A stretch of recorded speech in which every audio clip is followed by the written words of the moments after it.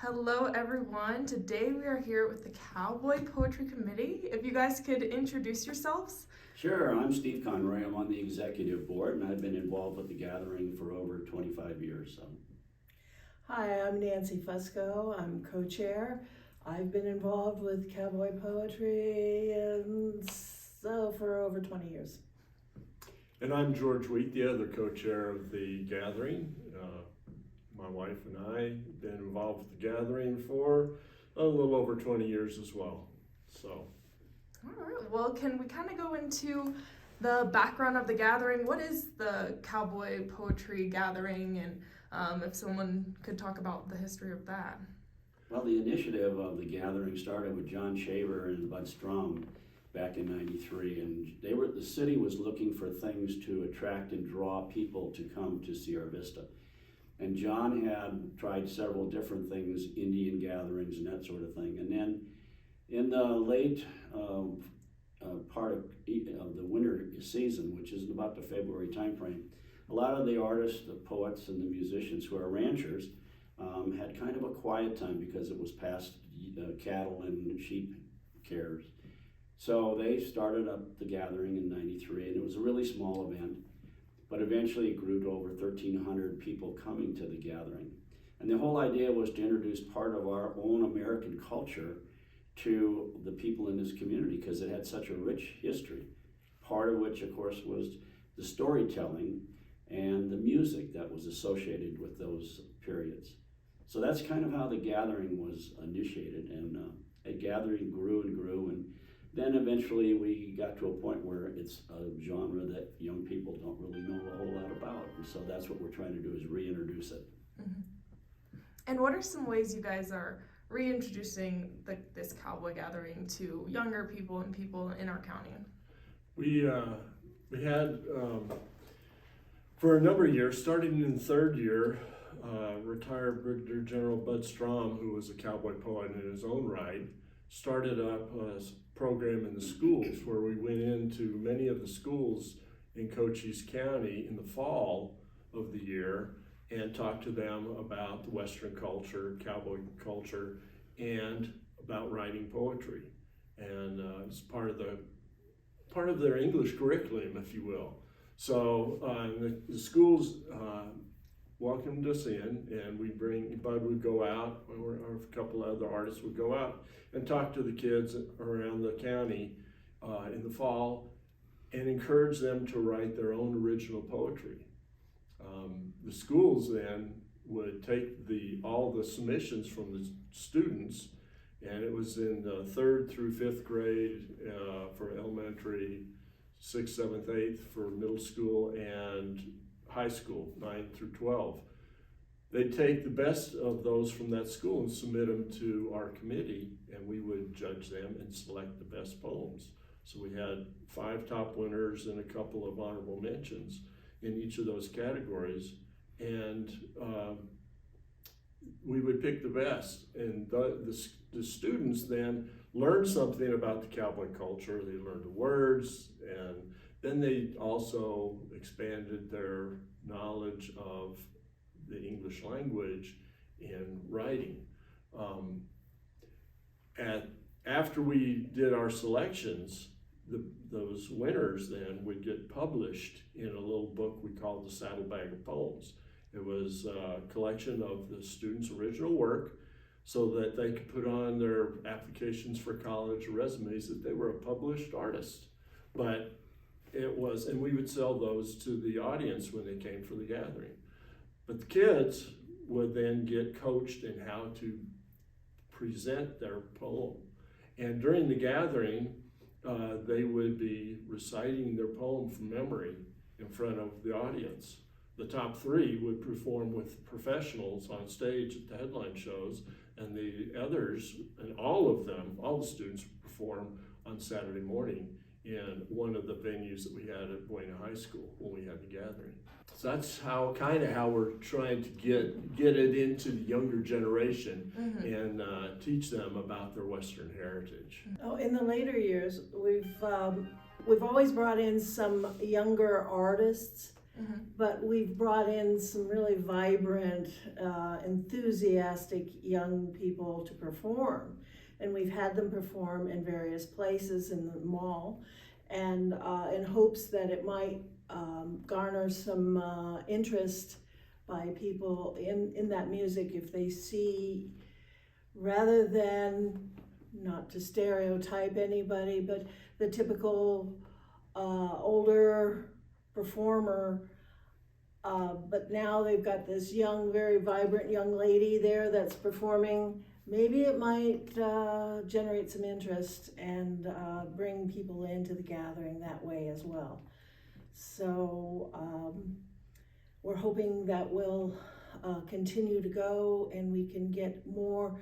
That is the key to our whole gathering, is to bring in more and more the younger people, because let's face it, we're up against one thing that we cannot fix, which is age. And we have a lot of people that move away to be with grandkids, or move away or become ill, and so we have to keep regenerating our audience, and we're hoping that this might be a way to do it. And we have found that younger people, when they do come to the gathering, they just get enamored with the music and the storytelling and the history. Part of the problem is getting them away from the hip hop and the bebop and all the other things that go on, and they're like, excuse me. You just dated yourself, Darren.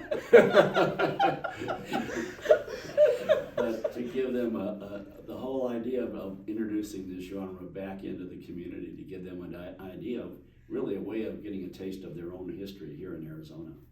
Yeah, that's awesome. And so let's talk about the Cowboy Gathering, the event. What happens at this event, and what does a young person get to see, or anybody? What we do is we have artists that come in, and they'll start the show off. Usually it's a poet. In this case, all three of our shows will start off with a poet, and then go into a musician, and hopefully the poetry is more of a storytelling than it is actual English literature poetry. So it tells stories of the ranches, it tells story of the cows or the horses and their experiences, and some are quite funny and some are sad. So we're hoping that that's enough to really grab them. The poet that's starting off our Friday night show is Mike Dunn, who is from a pioneer family and lives just north of us. So he's been to the gathering many times and is a favorite.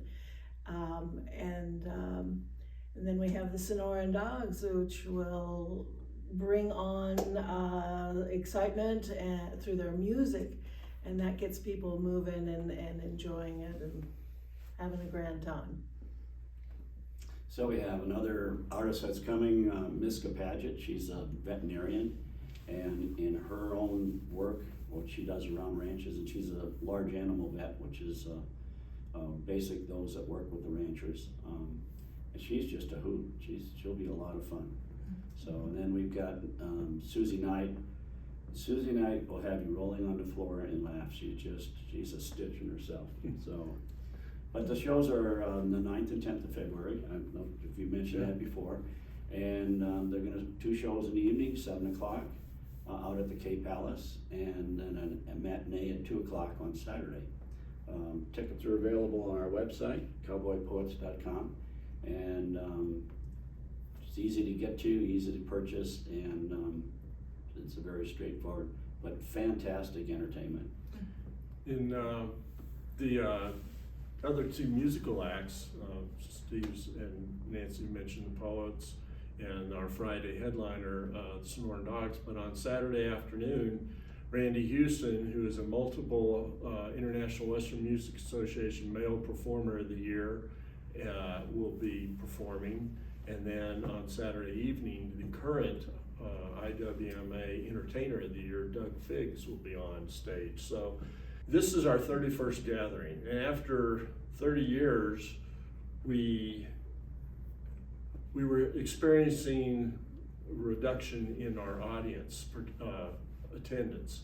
And so, and many of our volunteers have been working for a number of years, and many of them stepped down because they needed to take a break, and we needed to find some new blood.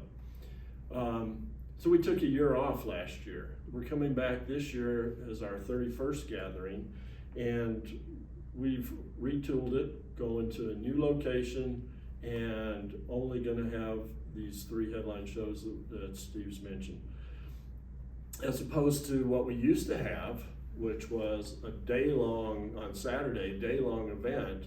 We had 6-7 rooms for over about a 6-hour period, and they rotated every hour, and we'd have 30 to 40 artists here in attendance.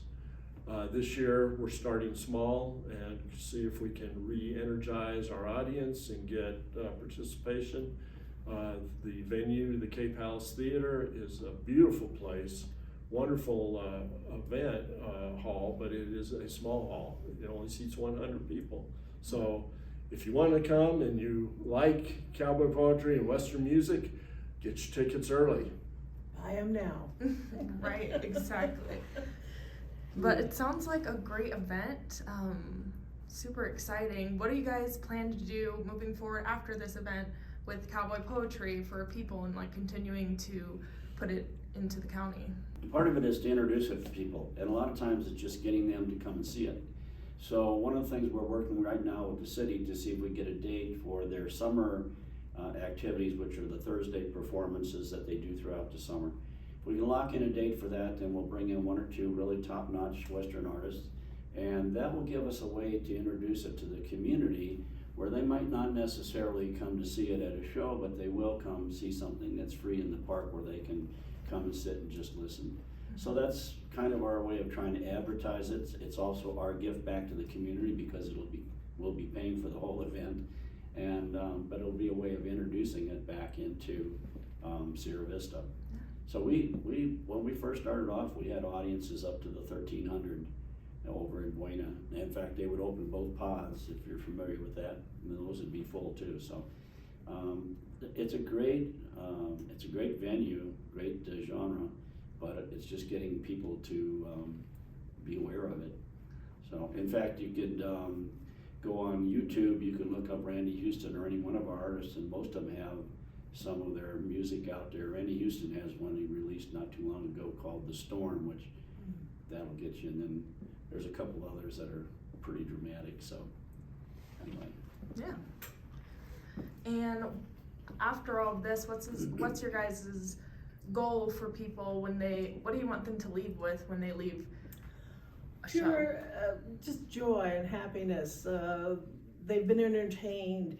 They can step away from problems for a little bit, and in some cases it takes some of our members back to a different time in their lives when it was more simpler, and the remembrance of these songs, of watching the B westerns on the TV screen, or not the TV screen, but the movie screen. And we just want them to come away with a better appreciation. It's another genre. It's a very difficult genre to break out of into some of the other ones, which are very, very popular: the country and western, the hip hop, the urban, and so we're trying to do this, and it's just another aspect of life that we want people to be able to bring their families to, because it's pure family entertainment, and come away with knowing that they just had a grand time, and that it was a wonderful experience. I remember the first gathering that I went to was many years ago out at Apache Point Ranch, which is no longer there. And I was one of those skeptics, what is this? This is kind of weird thing, And I went out there with my brother-in-law, who's the one that told me about it, and they had cowboys all over the place doing songs and telling stories, and we just had such a grand time. It was just so much fun, and it was a whole different way of looking at life through music and storytelling. And so that night we went home, got our wives, and went back for the show that evening, and they fell in love with it too. So it's one of those kind of things, it's hard to explain, but once you see it and you experience it, it's like, oh my gosh, this is phenomenal. So anyway. Many of us, gray hair or losing hair and everything, grew up watching or listening to many of the early cowboy musicians, Western musicians and stuff. Sons of the Pioneers, for example, Roy Rogers.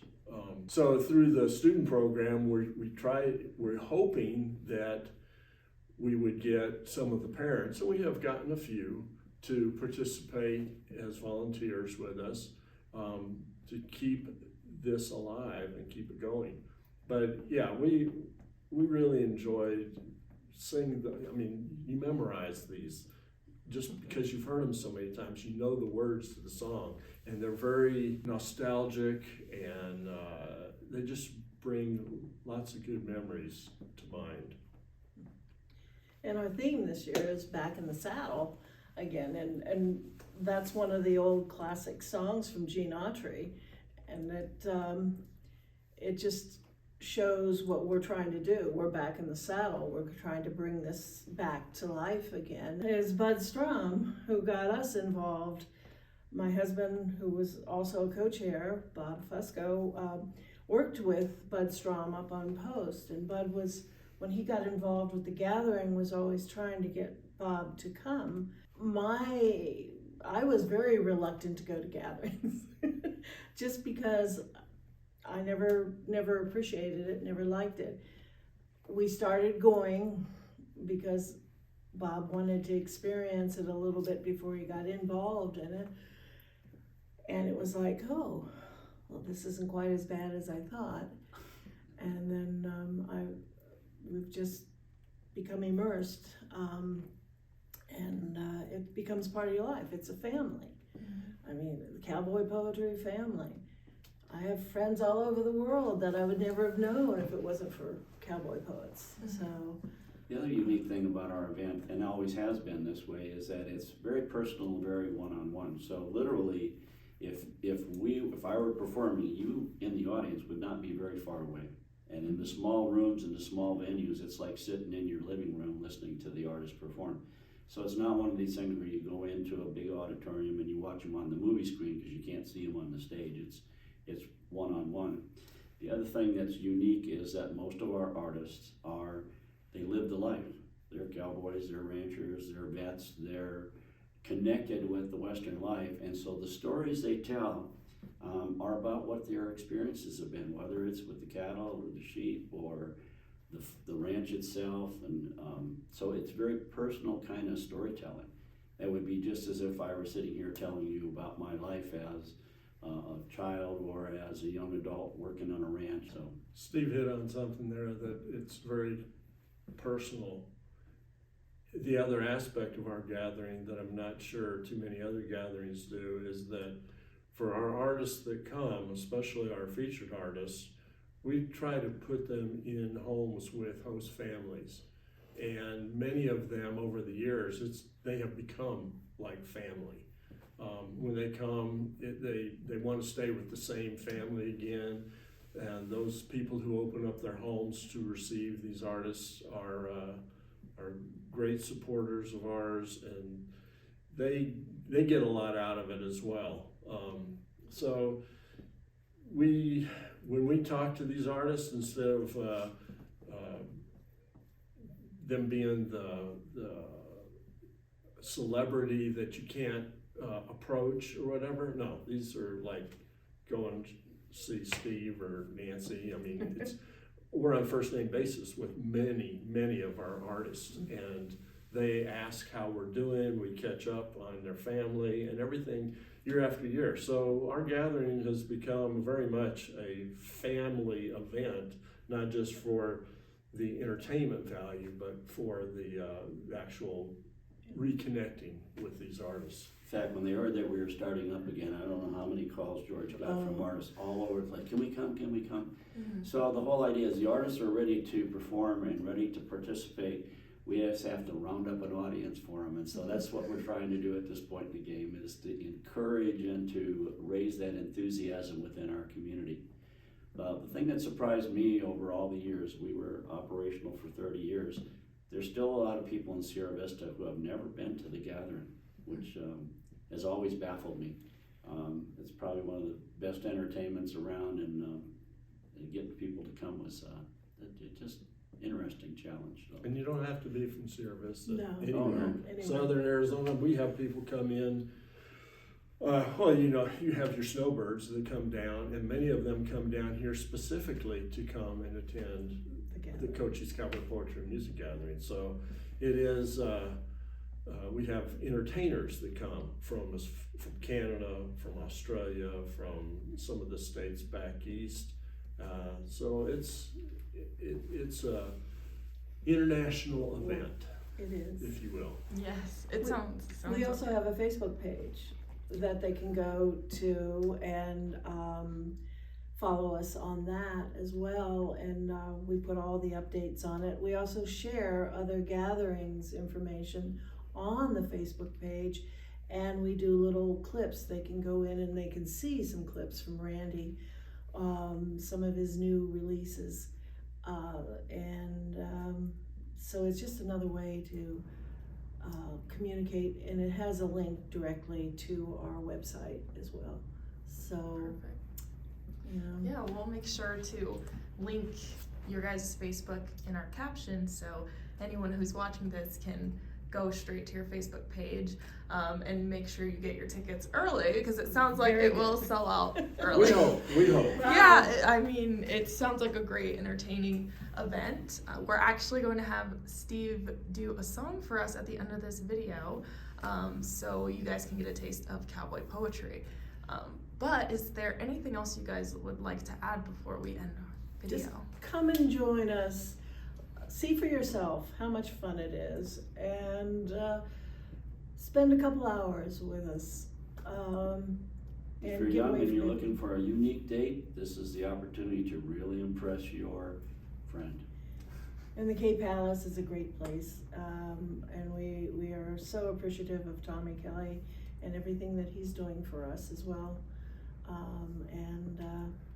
We guarantee you a good time. You just have to make the decision to come. Awesome. Well, And if we can fill up, then we know we're in the right direction, and we'll start looking at making the gathering back to what it was, where we're back in Buena, and we can open the doors to 1,000 people. Mm-hmm.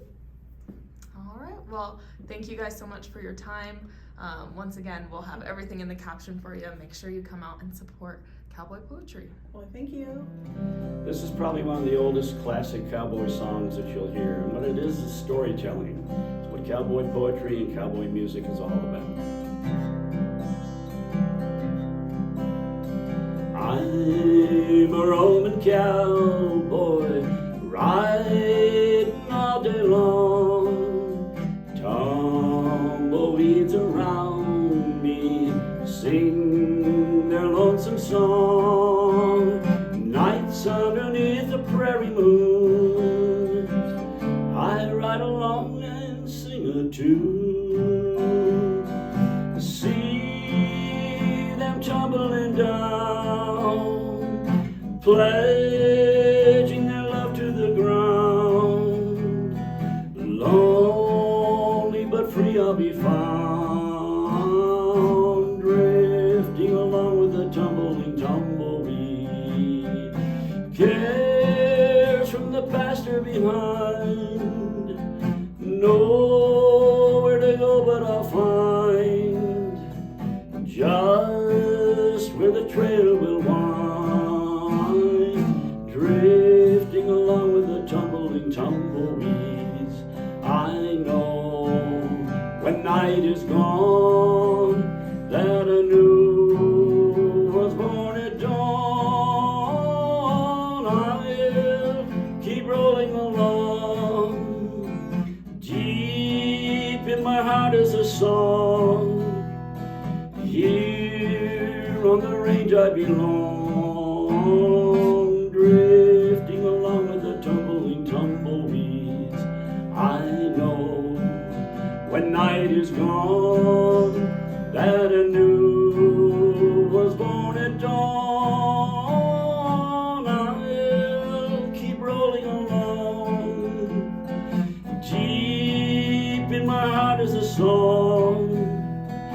Here on the range I belong,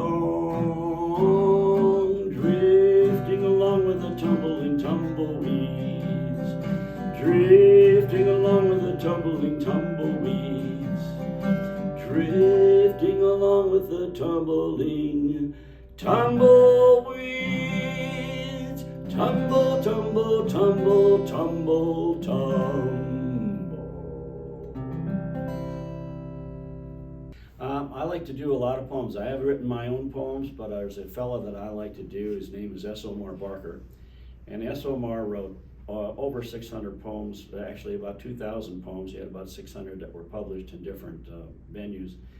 But anyway, Cowboy's poems, if you ask a cowboy poet about the story, whether it's true or not, he'll always say, it's true, and if it isn't, then it ought to be.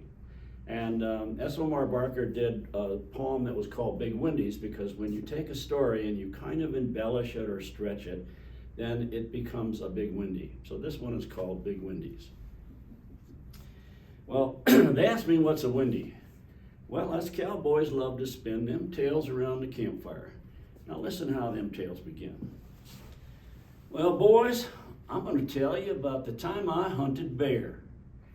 Now the fall work all was finished, so I took a passier way up in the timbers where the hoot owls have their fun.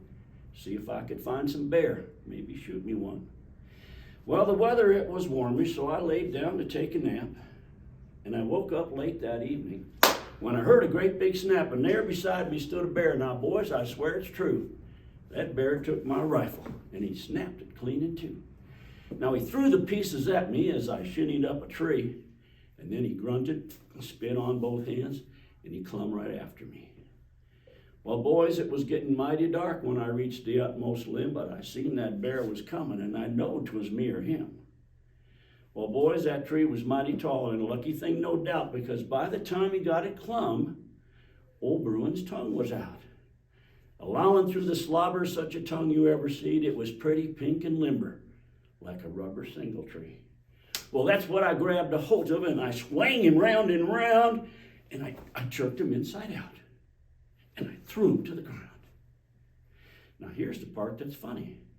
I started down when whoop, here come that doggone bear climbing right back up. Seems like he'd figured how to turn himself all right side out once more. All I could do then was grab his tongue just like I'd done before.